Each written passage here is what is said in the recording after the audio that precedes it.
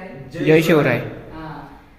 काल पेपर झाला मुलांचा, त्या पेपर मध्ये काही सांस्कृतिक केंद्राची माहिती असं सांगितलेलं होतं, पण बऱ्याच मुलांना बऱ्याचशा गोष्टी माहिती नसतात आणि काय लिहायचं असं प्रश्न त्यांना बऱ्याच वेळा येतो. तर लक्षात घ्या, आपल्या भारतामध्ये खूप प्राचीन काळापासून काही शहर आहेत ज्यांना आपल्याला माहिती नाही की ते शहर कधी बसलेले आहेत तिथं किंवा कुणी स्थापन केलेलं आहे. त्यामध्ये एक आहे ते आपण बघतोय की प्राचीन शहर किंवा प्राचीन शैक्षणिक केंद्र किंवा त्याचं आपण काय म्हणतो विद्यापीठ. काशी विद्यापीठ म्हणजे जे प्राचीन विद्यापीठ आहे, तक्षशिला असेल, नालंदा विद्यापीठ असेल, वल्लभी विद्यापीठ असेल किंवा काशी विद्यापीठ, त्याला विद्यापीठ म्हणत नाहीत. पण औपचारिक जरी विद्यापीठ नसलं तरी हे एक शैक्षणिक आणि धार्मिक केंद्र आहे, हे लक्षात ठेवायचे. तर एक काशी शहर नेमकं कुठं आहे तर गंगा नदीच्या काठी. लक्षात ठेवायचं, पहिल्यापासून हे गंगा नदीच्या काठी शहर आहे, कारण तिथं पाणी खूप आहे, पवित्र असली नदी असल्यामुळं काशी किंवा त्यालाच वाराणसी सुद्धा म्हणतात. आपण आधुनिक काळामध्ये काय म्हणतो, याला वाराणसी म्हणतो, हे का नाही? काय म्हणतो? वाराणसी. किंवा काय म्हणतात? बनारस. किंवा काय म्हणतात? काशी. म्हणजे वेगवेगळे नाव या शहराला आहे.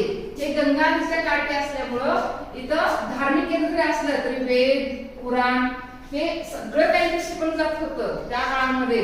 हे शिवशंकरांना बसवलेलं आहे असं वेद आणि पुराणामध्ये सांगितलेलं आहे.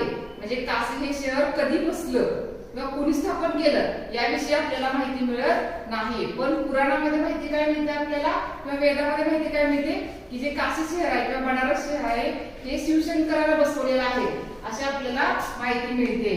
इतर खरं गौतम बुद्ध आणि सारनाथ जवळ म्हणजे काशी जवळच सारनाथ हे शहर आहे, तिथं त्यांनी पहिलं प्रवचन दिलेलं आहे. म्हणजे लक्षात घ्या, गौतम बुद्धाच्या काळामध्ये सुद्धा काशी हे सांस्कृतिक केंद्र किंवा धार्मिक केंद्र म्हणून प्रसिद्ध होतं.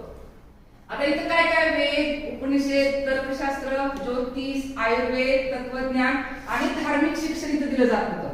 म्हणजे फक्त ते धार्मिक केंद्र नव्हतं तर तिथं वेगवेगळ्या पद्धतीने गुरुकुल पद्धतीमध्ये किंवा आश्रम पद्धतीमध्ये शिकवलं जात होतं. काय काय वेद, उपनिषद, तर्कशास्त्र, ज्योतिष हे सगळं काही ज्ञान दिलं जात होतं. म्हणजे इथं काय होते, गुरुकुल होते किंवा इथं आश्रम होते. म्हणजे असं आपण सोबत शिवाजी विद्यापीठ इथं आहे कोल्हापूरला, तर असं विद्यापीठ तिथं नव्हतं. तर काय होतं तिथं आश्रम आणि गुरुकुल होते जिथं आचार्य शिक्षण देत होते किंवा गुरु शिक्षण देत होते किंवा ऋषीमुनी शिक्षण तिथं देत होते.